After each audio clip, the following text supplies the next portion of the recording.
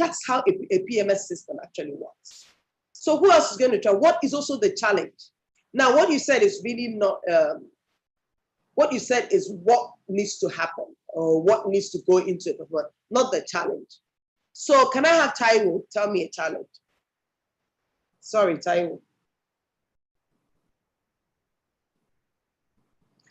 Unmute yourself.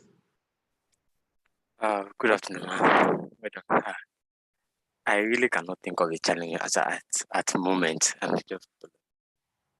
So what do you think is the, so we know that people, we should paddle in, okay, let's use the boat, paddle in what direction? What do you think is usually, what can be a challenge? Okay, from the scenario of the boat, put Padema. What can be yes. I think that.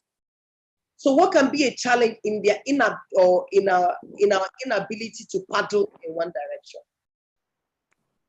Okay, if we are not paddling, if they were they were not paddling in the same direction, it makes them not to move further. They are just stagnant. Yeah.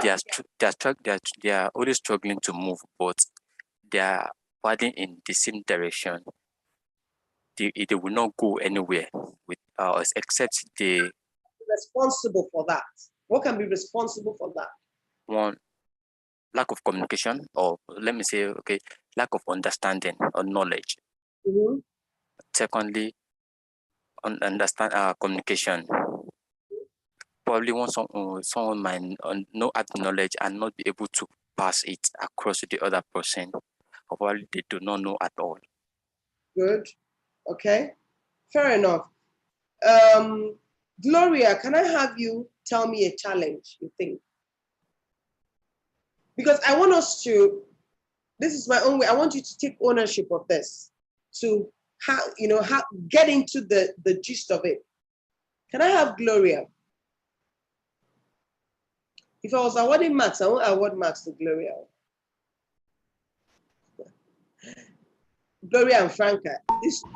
Hello, ma. Oh, good afternoon, ma'am. Yes.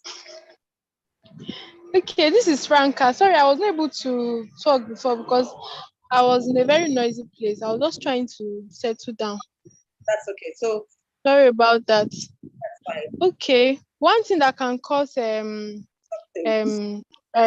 be a problem in management in PMS is disunity in the organization.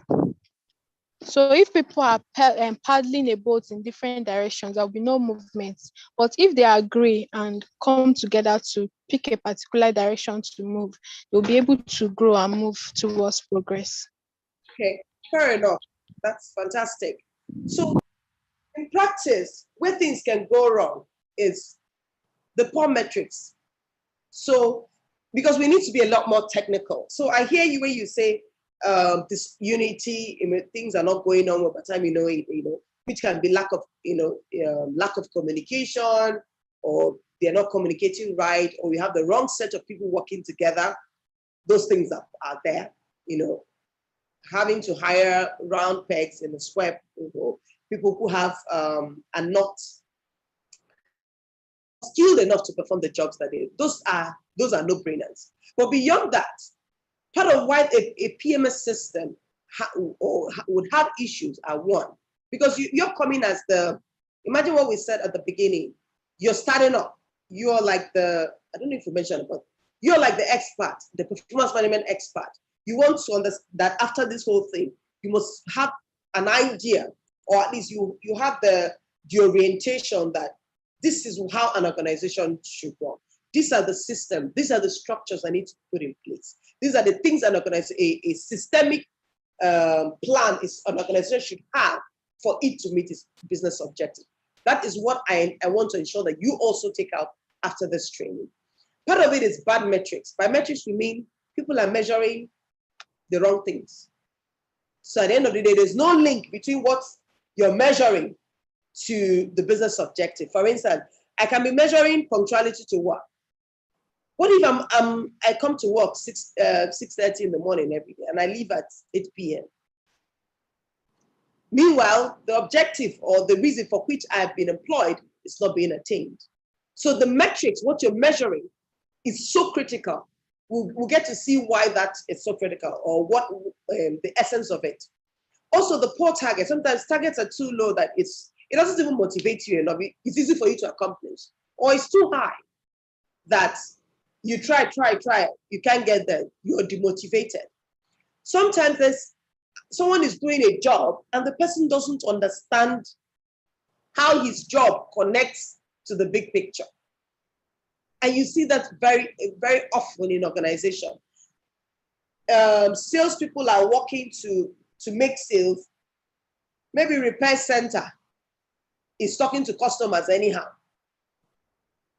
Now, for you to have a repair, it means that a product has been bought in the first place. You can't have a repair when the product has not been bought. Now, the salespeople are working so hard to make sale. You, on the other hand, service center or maybe gates man or accountant or somebody is just there sitting down, wasting time. It just shows a clear lack of no line of sight between what you're doing and what the role is. I don't know if you remember this story we had of John F. Kennedy and who visited the NASA headquarters, I think in 1961 or so. And he met this janitor, and he asked this janitor, what are you doing here? And the janitor said, I'm helping to put a man. A janitor is not someone that carries a bell or locks the door, and it's a very low level job. But when he was asked, what is your role? What are you doing in this organization? He said, I'm helping to put a man on the moon. Tell me how a janitor's job concerns, but he's able to see that he is contributing to the big picture of putting that man on the moon. And I always use these two examples to illustrate this point. There's also this story of Sir Christopher Wren, who designed, the architect who designed the St. Paul Cathedral in London. It's a very massive. It's a site. When you get to London, people get to visit. It's a what do they call it again? Something site again. And he passed by where they were constructing the building and asked the first guy, that, what are you doing? And the guy said, oh, I'm just putting some stones together. The second person said, I'm here to earn £5, 2 pence, or something like that. And the next person, the third person said, I'm helping Sir Christopher erect a beautiful cathedral. Now, if you look at these three people, they are all doing the same things. But guess what? One person understands the big picture. And that person is most likely going to be doing something extraordinary from the other person, because he doesn't see how his work connects to the big picture. And that is what the HR or a performance management system must do.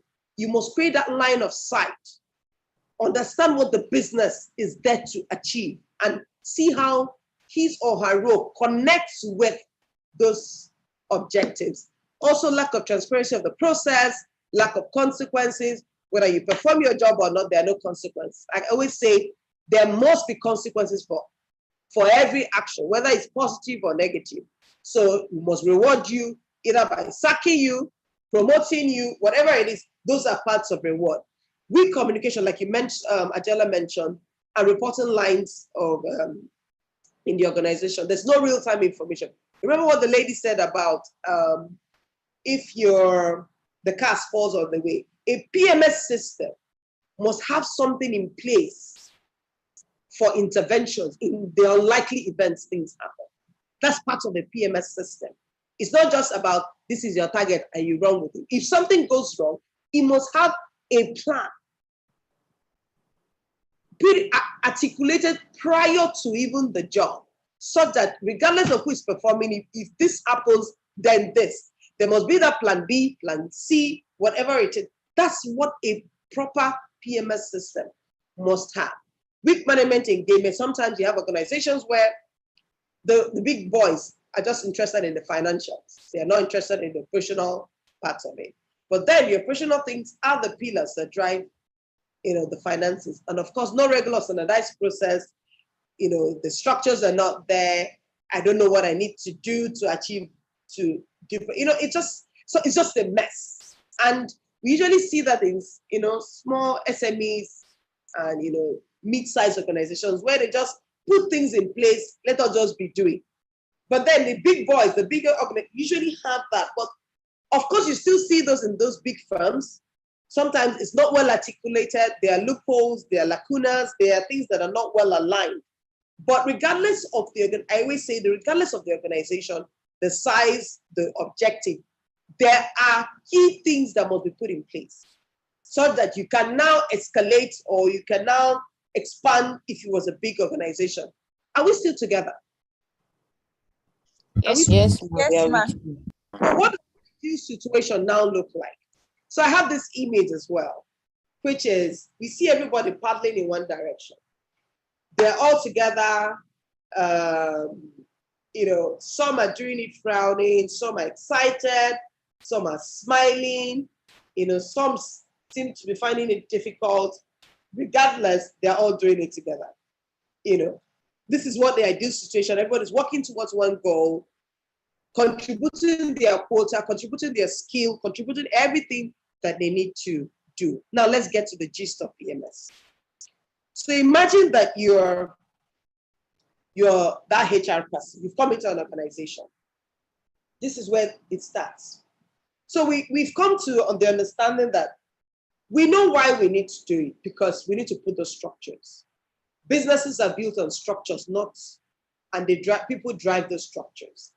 For you to get to where you need to, there needs to be that understanding of the expectations, what we need to do. You need to align behaviors in the right direction, ensure that people bring in the right attitudes, the actions are the same. Each person is contributing their quota to the big picture. Now, this is where your expertise as a HR person comes in. For you to set up a PMS system, no matter how big the organization is, you need to can you see my cursor? Can you see my cursor moving? Yes, ma'am. You need to know everything about this place. That's why I say anybody who is aspiring to be a HR professional must be business oriented. You're not an admin staff. Unless that's what you want, to be passing file from one place and be doing leave approval. If you want to be a proper HR person, you need to be business oriented. And being that business oriented means you must understand the core aspect of the business, how's that business creates value. So if you're working in construction, you must understand the construction business. Because if you don't understand it, you can't add value. I'm sorry to say. You'll be very administrative. And for me, anybody can do that role. For a strategic business partner, you have to be able to chew the business, run the business by yourself if possible. Do you understand what I mean? So you must, whatever you're doing, you must be playing in this, at this phase of the organization. Don't assume it's reserved for the business development. No. It is reserved for you. Because if you know what the business stands for, what it's seeking to achieve, where it wants to get to within a short time, that will determine the people you're going to hire, the kinds of interventions or learning systems you're going to put in place, the kind of PMS system you're going to set up, the policies you're going to draft for the organization.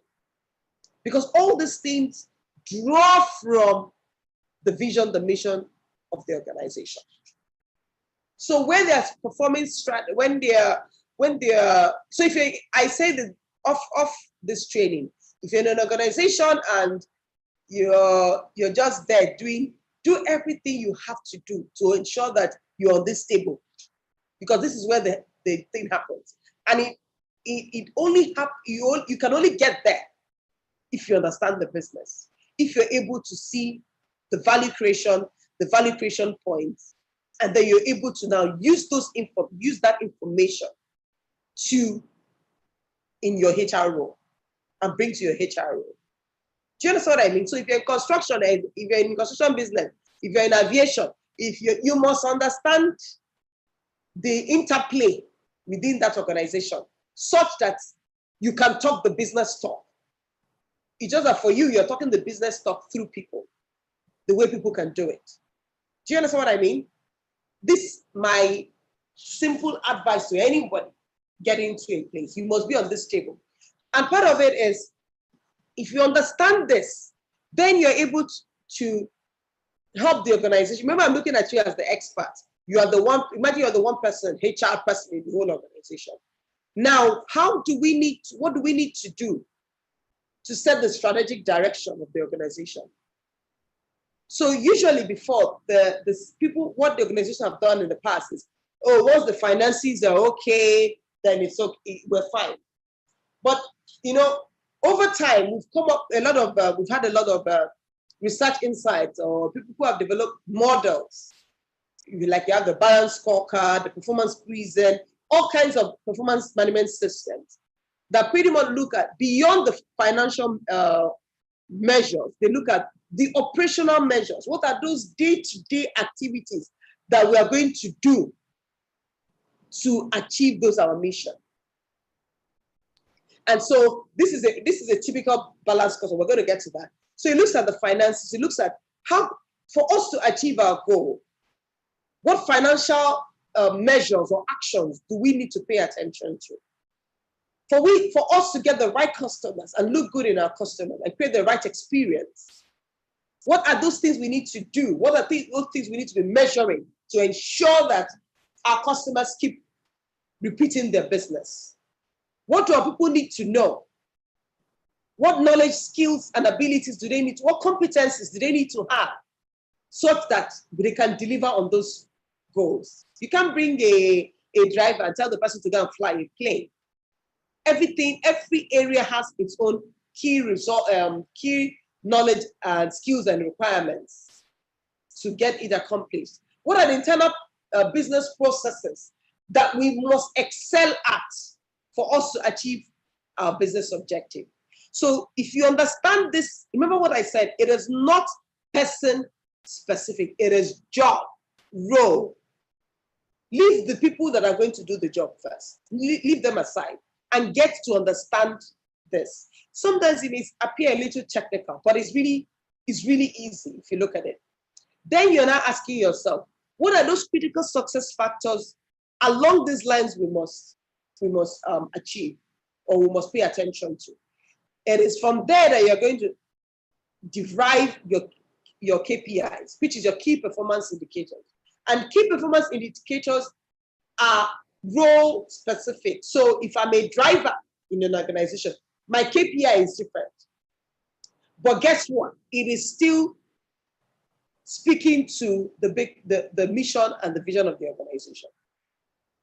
If I'm an accountant in an organization, I have my KPI, right?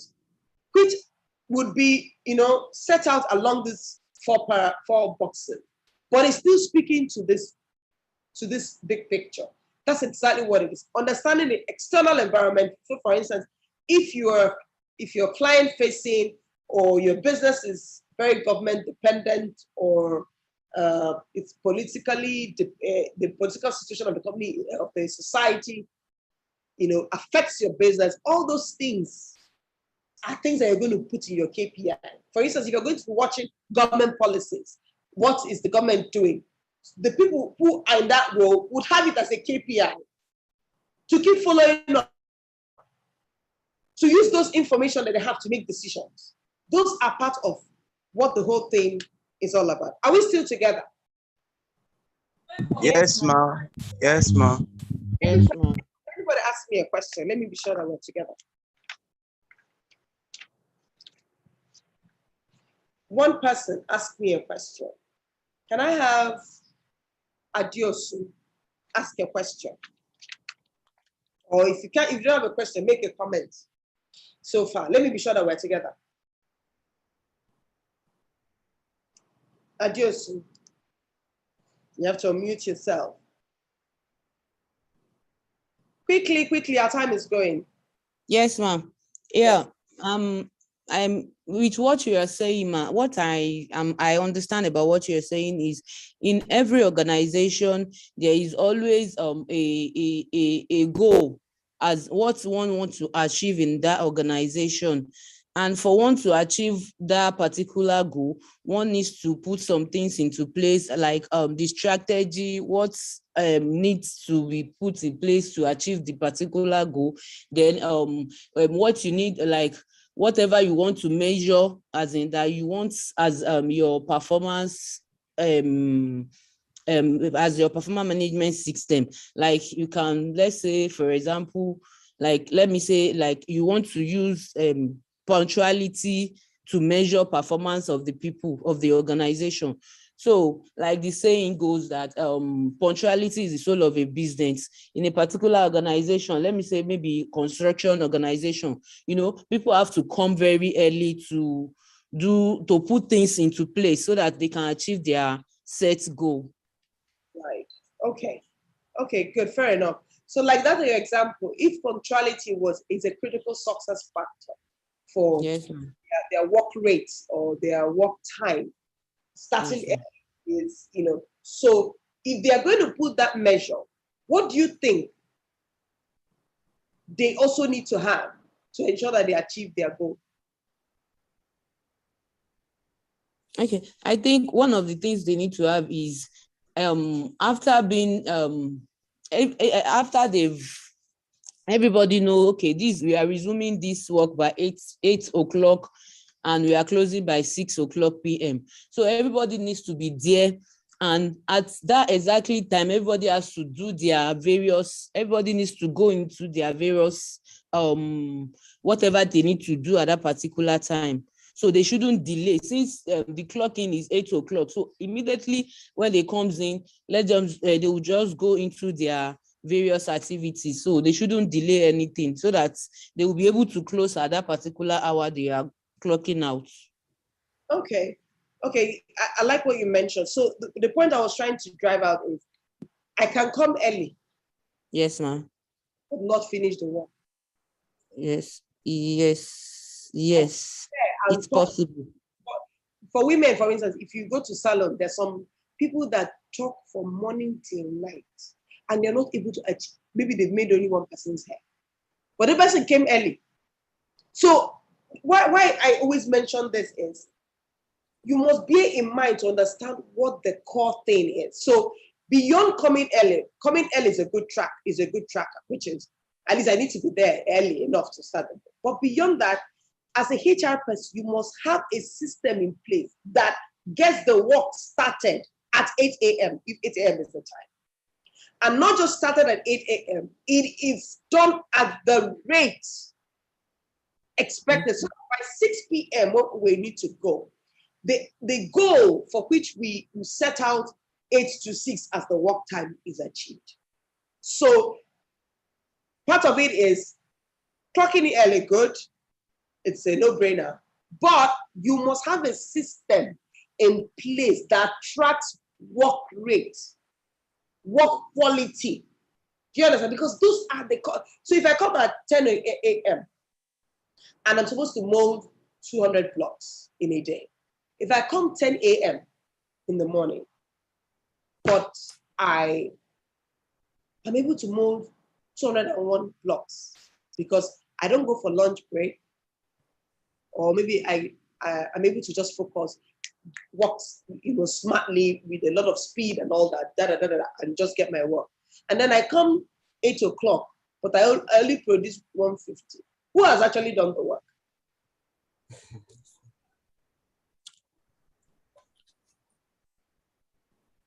Adios. Yes, ma. I didn't get your question. So I said, imagine, I'm using your example, for instance. Yes. So you said clock in 8 o'clock, start of job, because by 6 we all need to be out. Yes. Now, comes in at 10 in the morning. Yes. At the end of each day, you're supposed to produce 200 blocks. Maybe we're block molders. 200 blocks. By the end of it, I come in at 10, somehow my work rate is very, somehow a fast person. I do the molding, less stock, you know, I'm just fast. And, you know, I'm just good at what I do. I come in at 10 and I finish by 6 o'clock. I have molded 200 blocks. The next person comes in at 8 o'clock, but molds 150 blocks at the end of the day. Who has actually? Well, actually, the person that came in 10 o'clock and was able to mold 200 blocks and still close at the normal time. Why do you say that? Because they have actually, okay, I think, okay, one of the things in that particular organization is they have to set a target. So for what you said, like, okay, we are going to for this morning, we are going to, each person is going to mold 200 blocks. So the person that comes in 10 a.m. was able to mold even more than 200 blocks has actually done the job. While the person that came in 8 o'clock at the normal clocking time and still could not be able to meet up with the target, I don't think he has actually, although he has been fair enough to, but he has not actually done the job really. Okay. What if by the next day we come, the person who molded 200 blocks, his blocks, about 50 have faults. Do you understand? 50 have faults. Yes, ma'am. They've all broken down. And then the one that has 150, the blocks are still intact. Okay, you mean the one that has 150, 50 out of this block has broken? No, I think the one that 100, about maybe 20, 30 are broken. Then the one that did 150, the blocks are all intact. Okay, I think one of the reasons could be maybe the person that had molded 200 block did not mix did not use the required ingredients to mix the block. Okay. To mix the sand and everything together. That's one. Then another thing is, you know, he was the person he was in an hurry to finish, as in to meet up with his or her target. So he was not, maybe he wasn't careful of some things that need to put in place of. Okay. Can someone else help her? Because I have another question. So what then, just thinking on top of your head, if you were there, if you were just, it's your uncle's business, what do you think you would do differently? What would you think you're going to put as an intervention?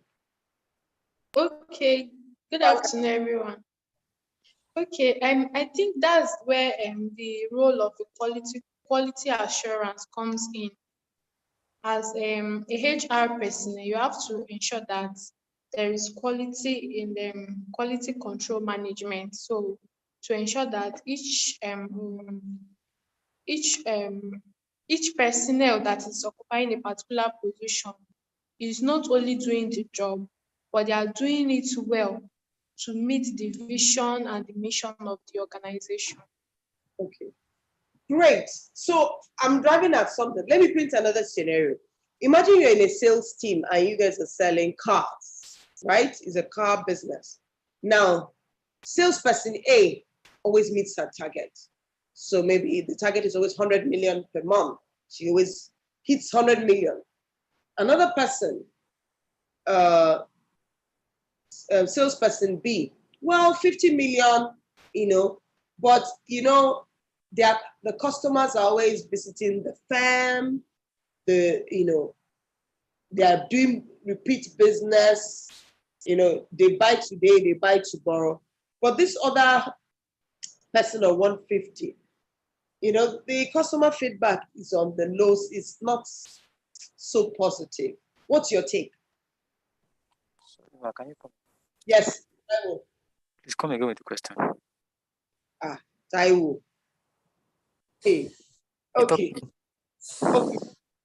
So to look at it, salesperson A, very hits target 100 million, they sell cars, always hits a target 100. But maybe you don't know the customers, or the customers don't come as often, or they always somebody new. It's not a constant thing, exactly. Then you have salesperson B, 15 million, but every other month customers keep repeating business. This month they'll do 60 million, like that. What's your take about the two scenarios? Thank you very much. I think it's about personality. Sorry? It's about personality. Some sales agents are good at keeping good relationship. Okay. Good. So okay. Have you finished? No, ma'am. So because I'm meeting my target of 100 million every month, doesn't mean I have. Huh? Speak up. Put the mic. All right. Because I'm meeting my target of 100 million, as against someone that's meeting a target of 50 million, doesn't mean I'm better than the person. Okay. So, okay. Yes, go on. So the person that meets is a target of 50 million every month, and then they have a customer retention ability. Okay. I think it's more better than me just having a target of 100 million without a customer retention ability. So if you were a HR person, what would you do? The second person of 50 million every month. You what? I will go with the second person of 50 million every month that still has high retention customers. Okay, so if you are the HR person, what would you, I'm trying to avoid the word, what would you be communicating to, or what would you use as the yardstick for measuring? Yes. What would you use as the yardstick for someone who has done well? That's what would you use as the criteria? So I think I have to just call the two of them and then ask the challenge and how they are doing their work. I worked in a company that the goal is to achieve 20 calls per hour. And then, but later on, we are told it's not about the calls you make, but about the response you get back. So we are not, even if I make five calls for 1 hour, and then I'm getting a high response, Right. more than the person that makes 20 calls per hour. So right. I am being valued and evaluated highly than the person that makes 20 calls without response. Okay, great. So Oluwafisa, you're raising your hand. Can you just tell me? I wanted to add to respond to the question. For me, I feel like the reason why they're having different target, okay, the first person is meeting the target without the customers coming back, while the other person is meeting the target, then the customers keep coming back. I feel like the HR has not totally communicated the goal. Okay, the target is to meet 100 million and also to retain the customer. So in that situation, I feel like the HR person can recall them and recommunicate the goal of the organization for them, that, okay, it's not about just meeting the target of 100 million. We have to retain these people. Right. Fantastic. Exactly what to achieve. So imagine the scenario of the salespeople. This financial, the person is all doing well. But guess what? The customers are maybe not happy. The customers are not doing, maybe the sales, most likely, maybe he's not even submitting reports, or, that it's just fixated on one. That is why in a PMS system, it needs to be balanced so that you're looking at what is important to our business. So for instance, in that sales scenario we mentioned, the financials are very important. It's important that we achieve our financials, but we're not going to achieve that financials to the detriment of that person who is going to give us another business tomorrow. I'm not going to call my customers bluff. Oh, to hell with you. Well, because I've made the sale, I'll find another customer.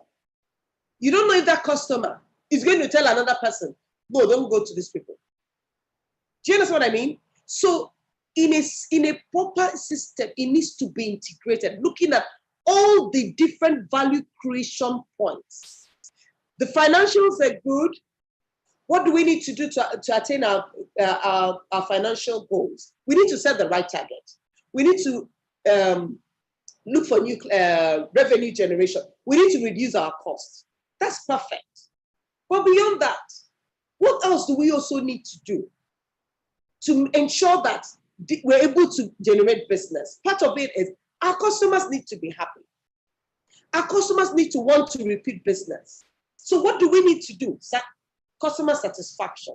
We need to ensure that our customers are happy. We need to ensure that we engage with them. We need to ensure that we follow up. We need to do several things depending on the business, right? Remember what we said, what gets measured gets done. If a company is fixated on the financials only, you will get the likes of people who are not people, but they get business. Tomorrow they move to another person, they move to another person. But if you begin to measure, are your customers happy? Are they willing to recommend you to somebody? How many recommendations have they done? How many referrals have they done? How many repeat business have they done? You as a salesperson, you're forced to be nice to that, knowing that I need this customer to do certain things for me, for my KPI to look good. Also, what do we need to know as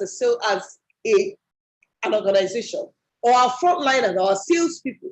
What do they need to be knowledgeable about for them to be able to deliver on those financial goals? They need to have very good customer service skills. They need to be very charming. They need to have very good personal skills, interpersonal skills. They also need to have very high EQ level. They need to learn to deal with different personalities. Those are the things you would measure as an organization. What are the internal business processes we need to have? Remember what we mentioned about the driver who stopped on the road and she said something happened.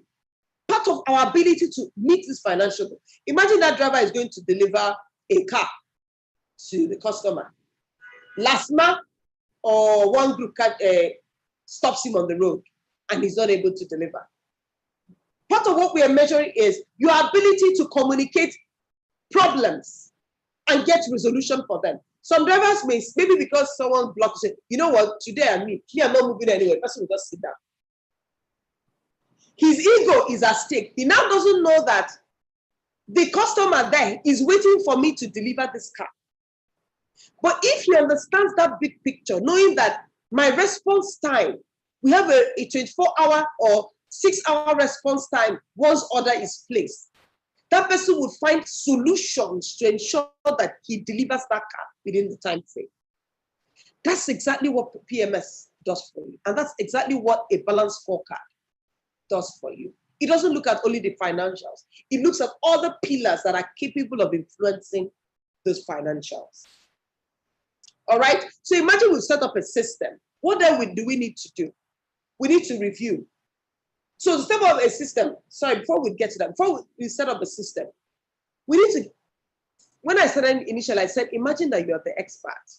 You've just come into the organization and they've said, Taiwo, or what do we need? What do you have for us?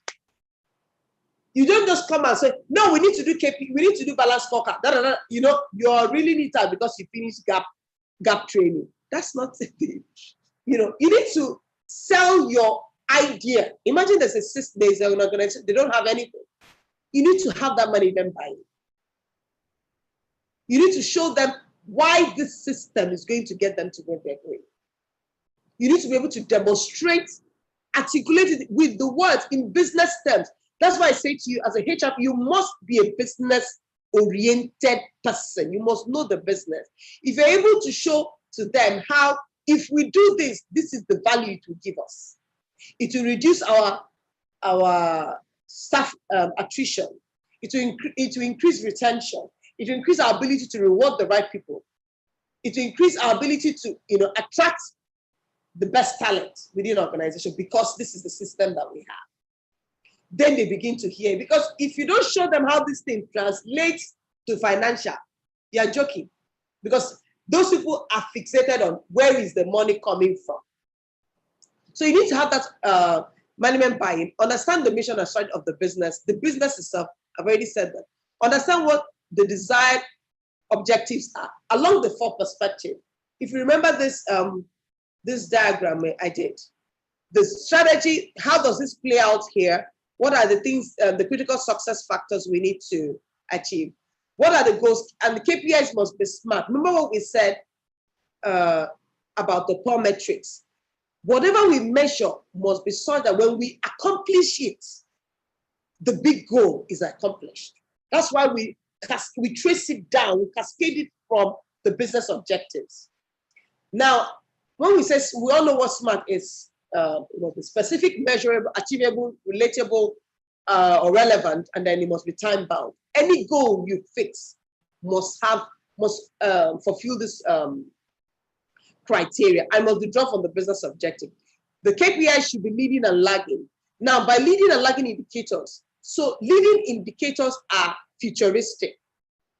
So for instance, customer satisfaction is a measure that, all things being equal, if our customers are happy, they're likely to buy tomorrow. They're likely to repeat the business. So that is why an organization would measure it. So your KPIs must be leading and also lagging. Lagging measures the outcomes. So how much did we achieve? What time did you arrive? There's really not much you can intervene in those angles, because you're more measuring past events, what has already happened. That is why leading indicators, they're sometimes difficult to articulate, but they're the things that tell what is likely to happen. If I'm digital marketing and I put out stuff and I have more clicks, it shows that well, maybe the content I'm putting out is interesting enough for them to engage. So when we measure all those customer behind the scenes engagement, what's the number of time people are staying on our website? Are they making orders? Are they asking questions? Those are engagements to show that what we are doing is interesting enough for them. All right, we must ask questions to be on track, pilot the system. First of all, put it and see how it works. Deploy and then mark it closely. It is so critical. Then we get to reviewing of performance. Remember what we said, what doesn't get measured doesn't get done. So a review system is just a formal way of trying to understand, did we achieve our goal? What are the strengths and weaknesses of the person who has performed the role? What are the expectations that are not yet communicated? What are the developmental plans that we need to have? How frequently should you do that? It all depends on the organization. But a review system should be a continuous process, while the typical appraisal should be formalized. Maybe it's periodic, monthly, quarterly, but for me, I always say it should be monthly, because quarterly is such a long time for you to know that something is going wrong. And it's remotely, particularly if your system is attached to reward, maybe for you to get rewarded for this, you get payment for this. Now, part of what I said, it must be descriptive. By descriptive, I mean, if I say somebody performed well, what does it mean? So some organizations will put it they have a point system and say maybe this person obtained A+, B+, or B, F, blah, blah, blah, or a percentage is to say you achieved 20% of it must be this, what I mean, so that it is standardized across the organization. By saying, oh, this person attained 70% of his KPI, everybody knows what that means. It means that a good portion, not you have done well is relative. Who is assessing done well? All right. And performance review is now so critical, more than ever before, so important now because of how we work now. We all work from home. I'm working from my home office. I haven't been to my physical office since this year. But guess what? Work is going on. The people that are frontliners go to them, but I don't need to be in the office every day, physically. COVID has taught us that, hey, our time is very critical. The time I spend going to work, 3 hours a day, I use it to put into work, and that's a whole lot. And for you to work in a virtual, remote environment, the structures you put in place is so critical. The review system, you must always be there engaging, because that is what will determine what people are going to do next. So a review is very important because of to ensure that the expectations are met, strengths and weaknesses are identified so that interventions can be made. You can set new goals, reward system, ask questions, get the feedback of the person who is doing the work. All right? Are we still together? We are with you, ma'am. Yes. And then imagine that we've set up a system. You need to manage the system.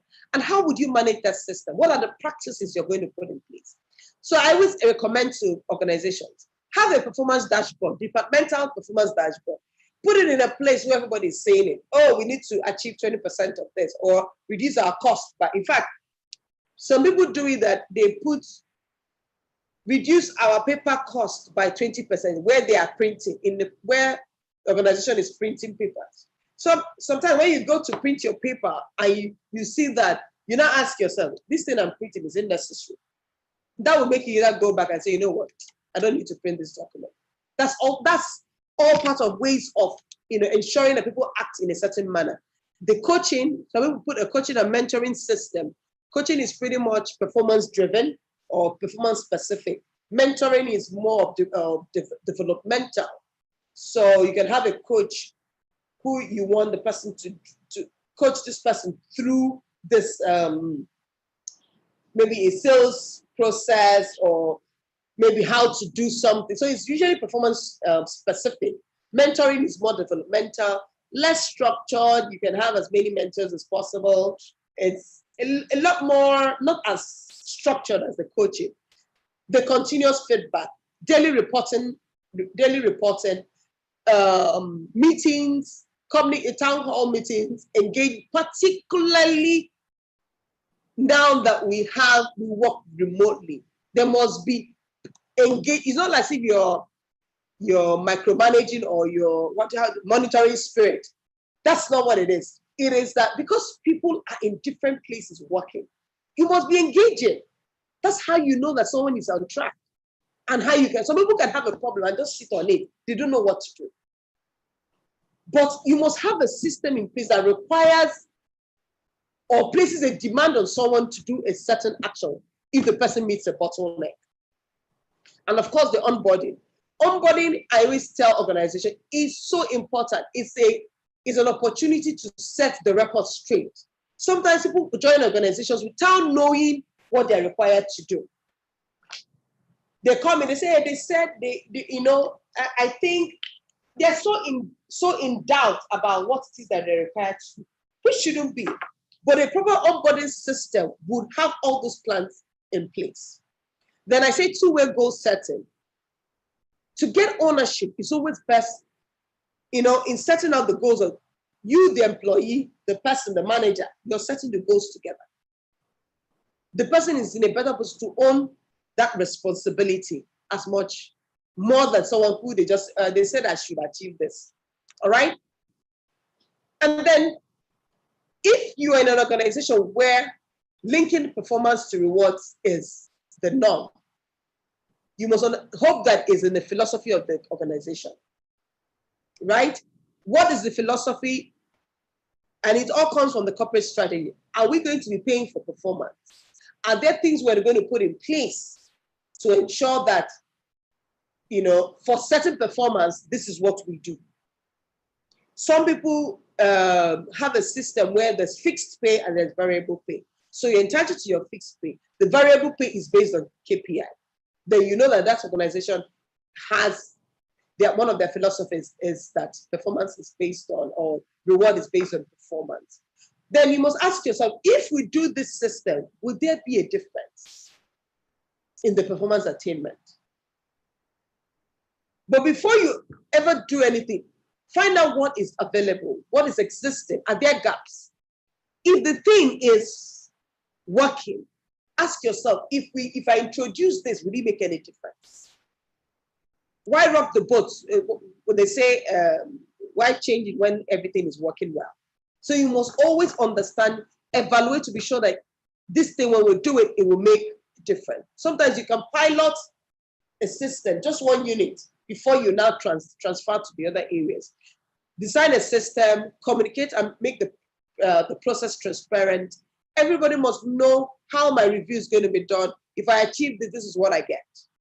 All right, the communication line, and then review and implement. I want us to get to the things we need to, what we need to do.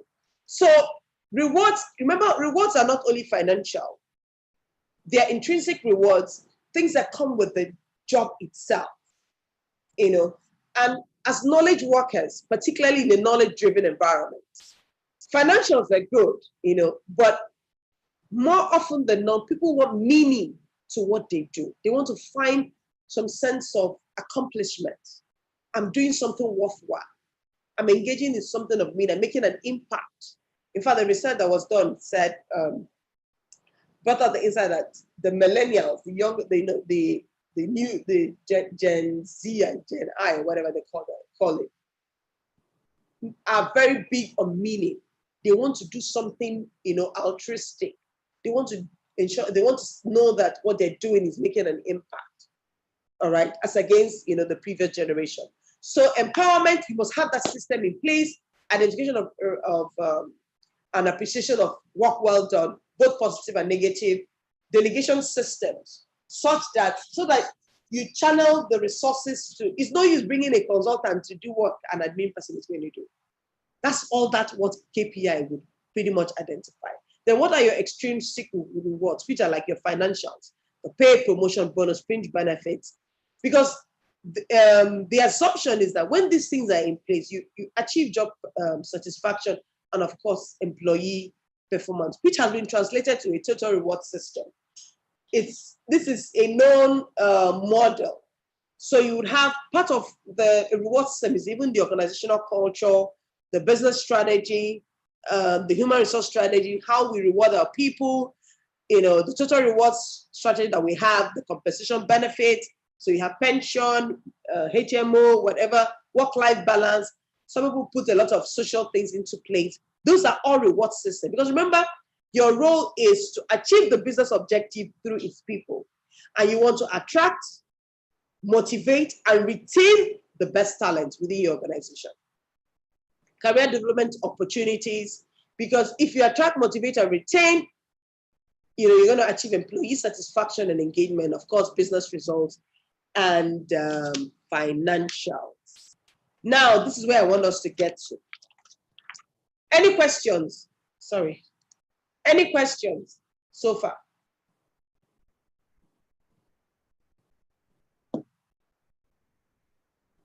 Any questions? Franca, Adiosu, Oluwa Fisayomi, Adiola Taiwo. Let me call everybody. Gloria.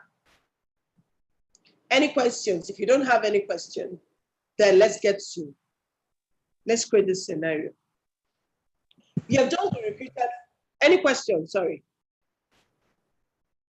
Someone will appear to be talking. Okay, so let me go on. I've done all the talking, so I want us to now look at it.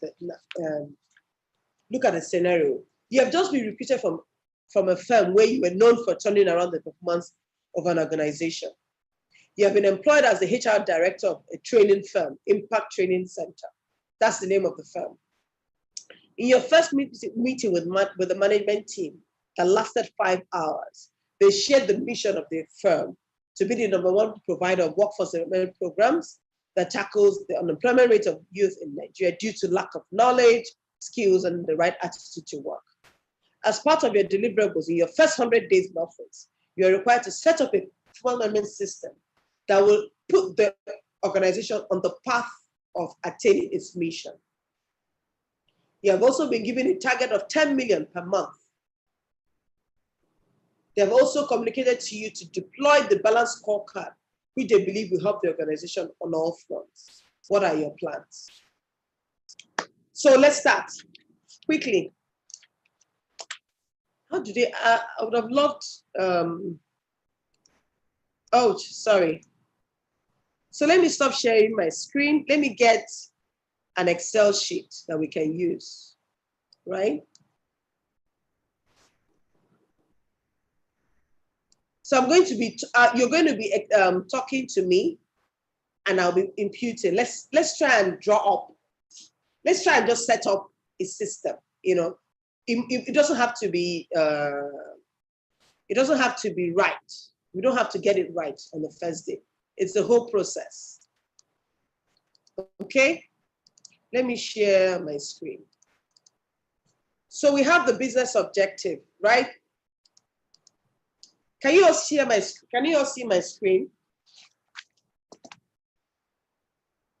Yes, now you can see it. So we all know the mission already. Let me try and get it up.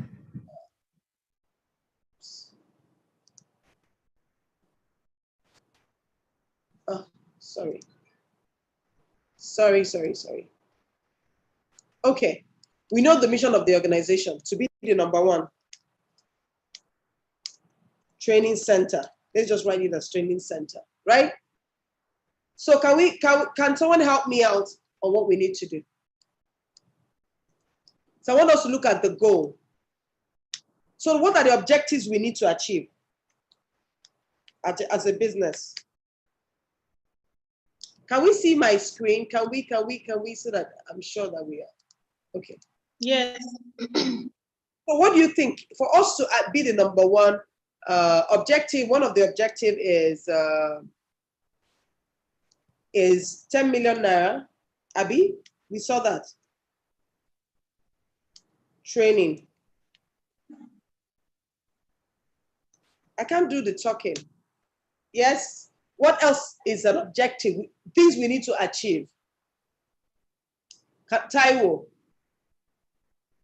what comes to your mind?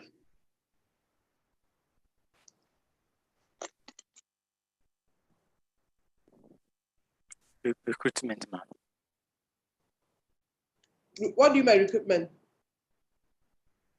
Recruiting young graduates. Sorry? No, the company is already has young people working. They already have a sales team. Okay. It's just that they don't have a PMS system in place. I think one of the objectives is to set out to develop a strong feedback. So what do you mean by that? Is this what you mean by feedback? Yes, feedback. I mean, Feedback system. Yes, ma. Okay. Yes, ma. Okay, what else? Ma? What else? What are the objectives? So we need to have a feedback system, you know? Okay. Yeah, what else? Like create a plan. Create what plan? Who is speaking? Hello. Training plan, ma'am. Sorry? Training plan. Okay, yeah. To create a training plan. What's wrong with this? Training facilities and facilitators. Training facilities. Facilitators. Facilities and facilitators. Yeah? Yeah? Are there what else? Are there other objectives we need to, what the things we need to have? I think we also need to know the kind of graduates we intend to train. Are we specializing in the IT department?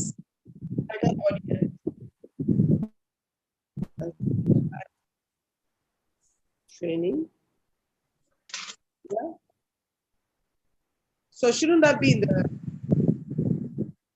yeah. So we need to understand this. Right? What else? Duration of training, ma'am. So that is in the training plan. Duration, content. So this is where that content comes in. So I'll put the content. We know specialized.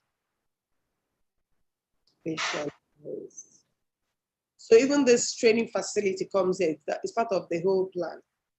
Is you put together all this plan in your training plan. Okay. So we need to, objective is that we need to make 10 million naira, develop a feedback system, right? What else? Let me think of one. Yes. What if we add them to train maybe a particular number of high flyer trailblazers and then go-getters? Something like want to train about 10 million Nigerian youths annually or something like that. Is that not an objective too? Oh, okay. So for us to achieve this 10 million naira, we probably need to 10 million Nigerian, not naira. Like the number of trainees that we want to get at the end of every month, not that. Train, let me just write, I'm going to find where it's going to be much later. Train 10 million people, right? Yes, ma'am. High flyers. Okay. Now let's look at our financial goal. What do we need to achieve? What do we said we need to achieve? For us to achieve 10 million naira, what do we need to do? What are we going to be tracking? What measure are we going to do? Are we going to deploy? What do you think we can do? Okay. One thing is that we have to publicize our business. Okay. So that is where maybe advertisement comes in. We have to advertise our business. Okay, so this is where it comes in. For us to achieve it, advertise business. Okay. Sorry, I don't know if I advertise. Advertise. Okay. So advertise business or training programs, right? So the financial is we need to attain 10 million naira. 10 million naira. Sorry. That's the goal, part of the financial. So for us to meet our business objective, we need to attain 10 million naira per month, right? Yes. You think on top of your head, what if the cost of our training is also high? What do we need to do then? I think we need to. Yes, Oluwafisayo. Yes, I think there's a need for partnership with individuals and organizations who can actually volunteer to train the graduates, since the goal is to be one of the number one provider of workforce development programs. So there's a need for partnership with individuals, stakeholders, and organizations who can either give the training at a subsidized price or even give it based on volunteering.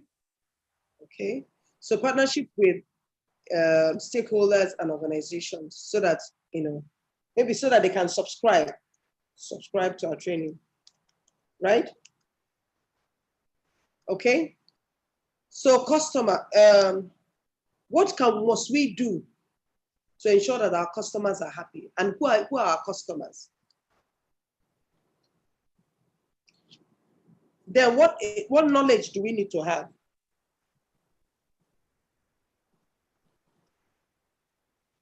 Our customers can be schools.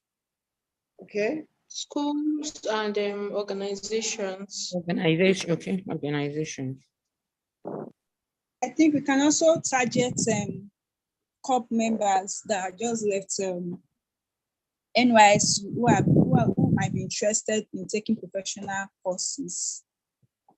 So can corpers pay for your training?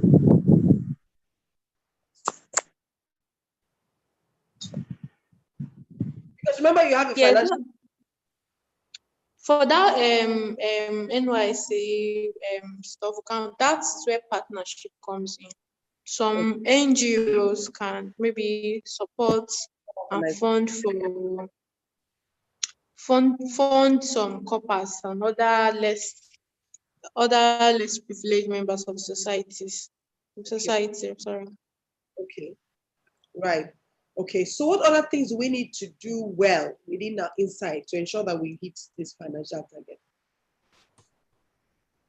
Then we have to train we have to ensure that we get our personnel that will be doing the training. They have to be like well grounded in the field that we're specializing in.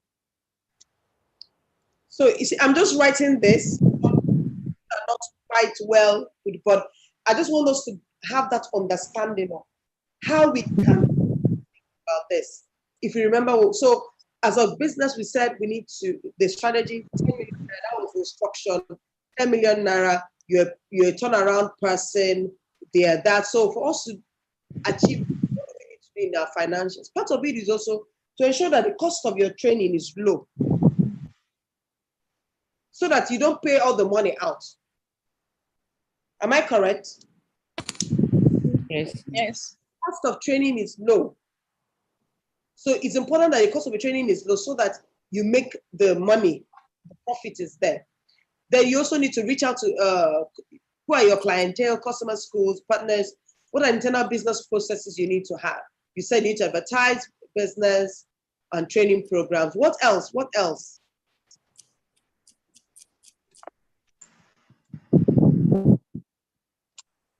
I think to also ensure that customers keep returning, we can put the trainings in sections. Like for example, we offer training services for computer beginners. Then when those ones are taking the courses, they might at the end of the course we might introduce for them the reason for them to go higher. Then there is another level called intermediate. Then there might be another level, such that we continue to have returning customers, such that those that came for the beginners can later decide to come for intermediate or professional. That would recycle our customers. Upselling system. So you can do that by having several graded courses. So from one you move to, so that you always have pipeline of people that you're going to have, right? Selling systems and graded courses. So you have basic, intermediate, and advanced. Okay? What else? What else can we think of? Taiwo. So have you also thought about that? Your salespeople must be quality of your salespeople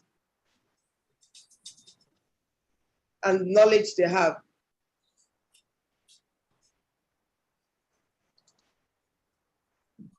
Knowledge they have. Do you understand? What do they need to be knowledgeable about? Expertise. What kind of expertise do they need to have? Where should they be developing themselves in? Is it making sense? So remember what I say, where this is the objective. Your number one trainer, employability skills gap training, and all that. You have people who have invested in the business. They want things to be turned around. You're part of business objective. You want repeat business, right? Because like you said in the upselling, you want people who will come back, right? Always and all that. So if now we've tried, maybe this is like a strategy session. We try to understand this thing. Then the next question. So I have a PMS I put in place. I just hope I did it yesterday night when I was almost sleeping. So there are things that may be corrected, but let me share my screen. So I use this same scenario, right? Using the balance scorecard. So if you're setting up a balance scorecard, you would have the financial perspective, which is what do we need to do to ensure that our financials look good in front of us? So like we've identified, we need to reduce our costs, get revenue, ensure that, so I place revenue generation, we'll put it at 10 million naira. So I use a simple Excel sheet. There are softwares for this, but Excel sheet works as well. If you're a medium, small, medium, you can start from, you can use this to pilot, And then we said decrease costs and keep at 10% at maximum. So the maximum you're going to spend is maybe 15% off something, whatever, you have to determine what that thing is. That is the target. Do you understand? Now, percentage payment of training in cash, because you also you don't want them to owe you. So in an organization, if this is a PMS for a salesperson, these are the things you're measuring. How much sales did you make? Let's say the person made 2 million, eventually gets 3 million naira. That's all the person made. Are we seeing what I'm doing? Yes, ma'am.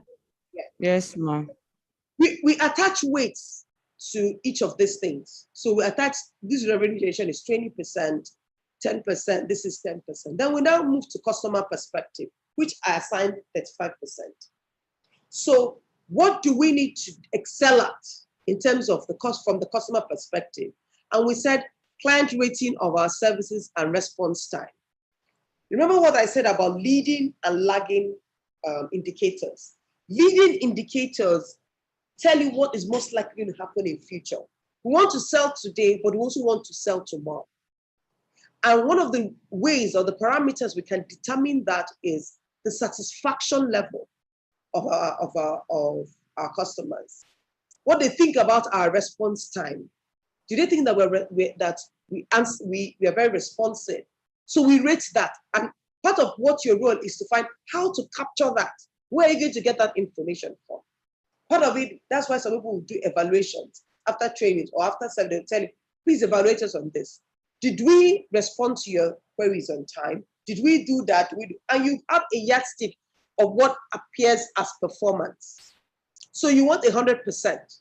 Maybe after evaluation, the person gets 90%, or the company gets 90% of customer of that's what when you collate the response from your different of your clients, what do they say as your response? Is 90%. Now the next question would be, of course, you're going to put the formulas and you calculate it usually. And then what are the improvement initiatives? What can we do to ensure that we get a 90? What were the things that they complained about? Someone can say, oh, you know what, my system was not working. Or I was dealing with the manager, but it was because the orga hadn't done approval. Our improvement initiative may be to, how do we deal with that orga who is able to now give us a rating, who is able to respond in good time? I don't know if what I'm saying is making sense. So it may appear a little technical at this stage, but it's easy to articulate. Then the next thing is customer retention and repeat business. So we say 80% subscription from top 10 clients. Let's imagine that we already have clients. The agreement is that you must have 80% off of this 20 top 10 clients you have. Maybe the salesperson eventually achieves and gets 10. Because this is how you are going to eventually see and set up a system that's objective, that it doesn't matter who is performing the job. This is a criteria for which we will determine performance of this job. Then growth in new areas. Remember what I said about leading indicators. Were there other sectors that we haven't been working with that the salespeople can capture? Because we said what gets measured gets done. By the time the salesperson or the frontline people realize that if I'm able to get business outside where we've always been getting business from, it will count for me. You see the person moving from, let's say you were doing banking, aviation, and telecom before. The person is going to go into another industry. That's the leading indicator. That's spread. That's a futuristic business. That means you're spreading, you're expanding in your market share. All right? You are measuring this. The next thing in the banking sector, you need to obtain, sorry, I was using KECCareersAdvice training there. Obtain subscription from new firms. So in the banking sector, we need to get additional 15 new people for the people that have not done business with us before. You put that target. That's part of it. The person now knows, in as much as I'm making 10 million naira, I must get my business from new people. So the person now needs to channel attention and resources and time and all that to get in where the new people, where the new places we have not engaged with. And that's it. We keep going down. Internal business process. What do we need to achieve to get things right? I don't know if I'm communicating or. Yes, you are. Yes, ma. Customer queries received and resolved. So maybe our response time must be resolved in 5 hours. 5 hours. Let me put it 5 hours. How long did it take to respond to that client's query? Those are the internal business, because those are things we have. Whatever you're measuring must be something the company, the person performing the role has control over. All right? And then we move to management communication. Sorry, let me see what I have here. I said accountability, management, communication, and engagement. How much reports were done to management and decision making, and decisions were made based on that? That way you force somebody to front load a problem. Oh, I'm having this challenge. That way nothing gets dropped. Because some people can just say, well, I don't have the time for this, and moves on. But you as a business, you know what, you want to close the loop. You don't want to allow anything to drop at any point in time. So you put it as a measure, and that way you influence the behavior. You cause your people to act in a manner that you want them to act, because you've understood that if they act like this, we are able to meet our business objectives. Is that getting clear? Then you move to the knowledge. Remember, we're saying it's a balanced approach we are following. We're just not focused on the financials, because we know that there are pillars, there are other pillars that support the business if things work well. How knowledgeable should our people be? So maybe you have a personal development plan. So each person, for you to achieve your goal, every month, you need to have shown, complete your EQ training, or show that maybe you've gone through the coaching session, you've gone through the mentoring, you've been able to attend this training, or things. So any activity that is capable of improving the ability of the salesperson or the people to achieve their role. How much completion was done? Did the person meet all the criteria? Because these are also leading indicators, because there's an assumption that once this is done, when I'm knowledgeable about this, for instance, it can be a sales training on how to close, or how to make a presentation, how to write proposal, anything at all. Then you're able to assess, did the person complete? Is the person now good at it? Some may appear subjective, but then if you couch it in a way that you can pretty much measure it, it's really sometimes very technical, but it is doable. Then you're able to say, okay, did the person meet, or maybe person met 90%? What was the issue? And then after it, you're able to calculate the performance, particularly if it's a percentage based. Put in all your formulas. You see the percentage, it comes here.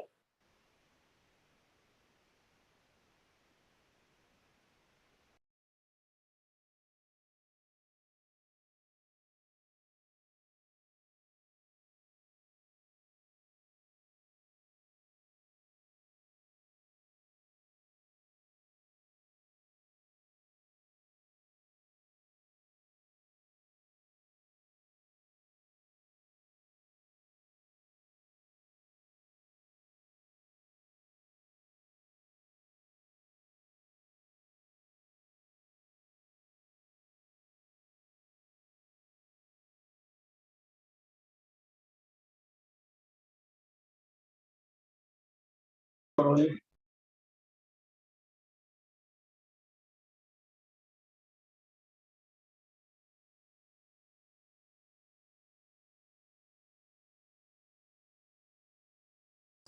I got logged out. Sorry.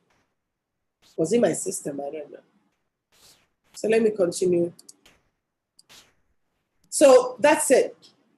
And this is how you pretty much do it for every role in the organization. The gates man know the across. Some people will have more financial targets, because their roles are financial, they have a lot of financial dependency on them. Some people have strong customer, are very high on the customer perspective because of the nature of the role. But the idea is that each of us, regardless of the role, is working towards a channel. All right. I don't know if I've explained myself. And that's how we pretty much get to a system in place. I just put this as just to, trigger your mind, or, see how you can, begin to think about how this thing works, that I can be called upon. What do I need to say? What do I need to do?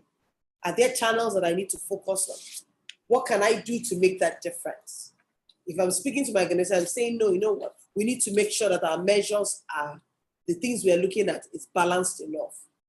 There's customer perspective, there's knowledge and learning and growth in it. The internal processes are all aligned to meet our business objective, particularly because you have understood the business, you've cascaded it down to what are the things we must achieve at the different portals, and then you now assign those goals as key performance indicators to each role, and then you have your people run with it.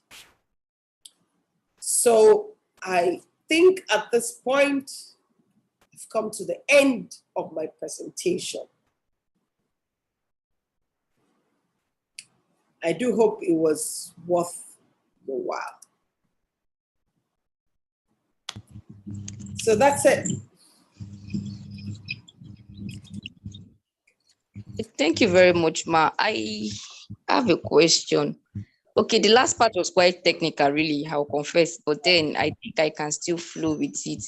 I want to ask if it's possible to get this the slides, and if it's possible, you can recommend so that we can get further, like get to study further on this performance management system of a thing, because for me, I get it really, but then if there's a further explanation or something I can read to help me expand my knowledge. Thank you very much. So remember when I started, I said, as a HR person, you are a problem solver. You're a big problem solver. And the only way you can solve problems is knowledge. It's knowledge that gives you that ability. You must own. So I tell people, you're waiting for organization that you're working for to train you, do all that. You won't get it, because a lot of it have to come. You must desire it enough. And that is why books are so key. Now, there's a book on this balance scorecard there's a lot of resources online. So if you Google balance scorecard, they have the people who developed this model, they have a book on it, the balance scorecard. But there are chunks of information online. There are HR books. So for instance, I don't know if you can see, okay, yeah, there's this, let me get you my library. There's so many books, I have them upstairs. Okay, I don't have them back. So this is called Human Resource Champions, right? Human Resource Champions by Dave Aldrich. It's a very good book. I recommend it. There's the Kaplan, the Balance Scorecard Kaplan, the Armstrong book. There are other ones that have to do with human resource. There are several. So if you look at,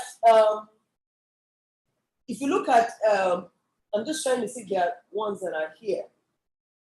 They're just go out there, and keep reading, and keep reading. In fact, you're going to be tired of reading. The books are enormous. The resources are out there. Take courses, go online, do one or two things, try and simulate different scenarios, see what has been done out there.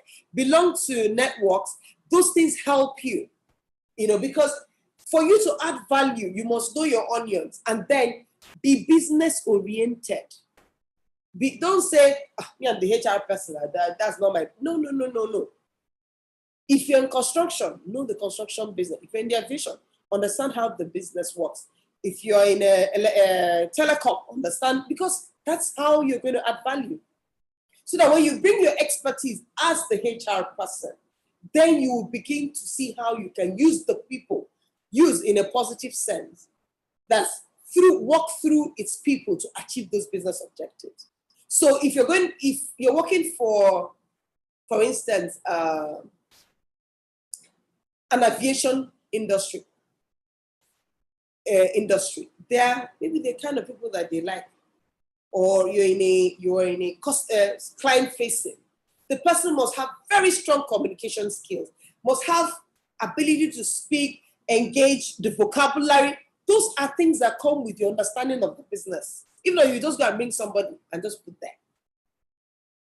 You must understand how the business creates value so that you get the people who have those natural inclinations or are experts or are skilled or have the competency to drive those processes. If not, you just, for instance, luxury. I used to work for a luxury company, and when we're recruiting for the business, we part of what we were looking at were people who are bold.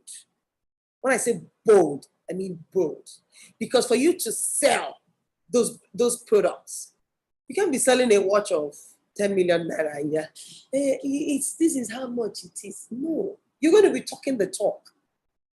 You understand what I mean? You need to speak the language that your clients understands.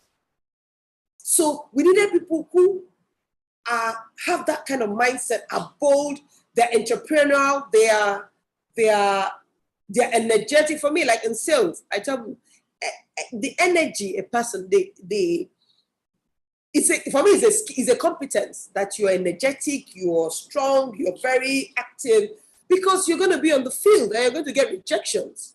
People that are very high on, they're mentally tough, because those are attributes that drive the sales process, because you're going to get a lot of rejections. So if you've spoken to 10 people and 10 people have rejected you, are you going to go and recline in your, me, I don't know. No. You need people who have those mental toughness, that gritty nature, that resilience, that you know what, today didn't work, guess what, tomorrow is going to work. That kind of open mindset, growth mindset, that's the winning spirit, because that is what the role entails. Just the same way, if you're going to be if you're working in maybe in a hospitality, or maybe in a hospital, for instance, the nurses you're going to recruit, the people you're going to, most of the people who see it beyond the money, because the role is not going to be easy. It's not a very psychedelic role. It's a role that can be messed with all kinds. So it's because you understand it, you must be looking at this who see it beyond the job, who maybe some have some altruistic nature. They believe they are contributing to something bigger than who they are. They're working towards a purpose beyond themselves. They want to make things better. Those are the kinds of, all right? I hope I've been able to help somebody today. Thank you very much. Yeah. So the world is your oyster. There's so many things to read. There's so many.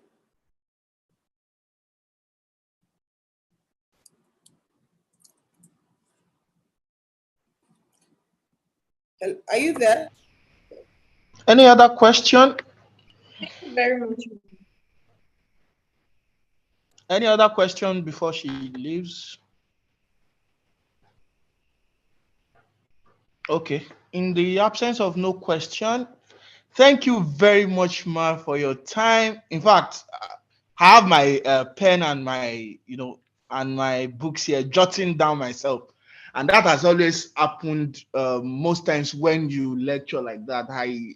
I gain a lot from it, and I had my pens because talking of performance management system is something that I myself am very interested in, and this class has at least given me that foundational knowledge, to start from somewhere.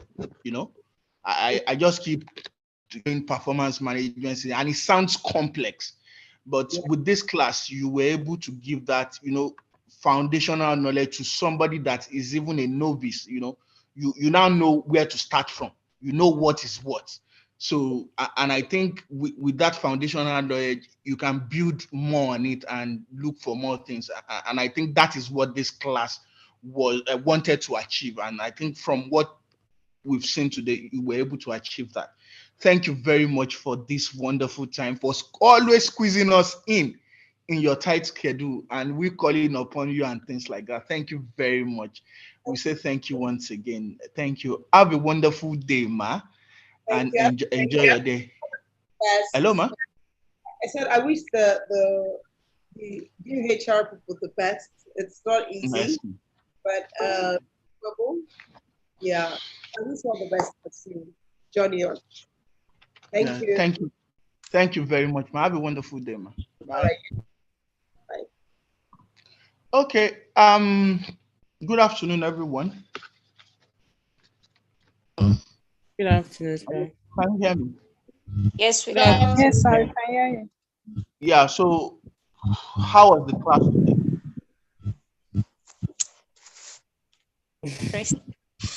Very interesting, sir. Are you seeing HR from another perspective? Different perspective. I thought you guys were just HR. Let me It's be the not one easy. selecting and recruiting people.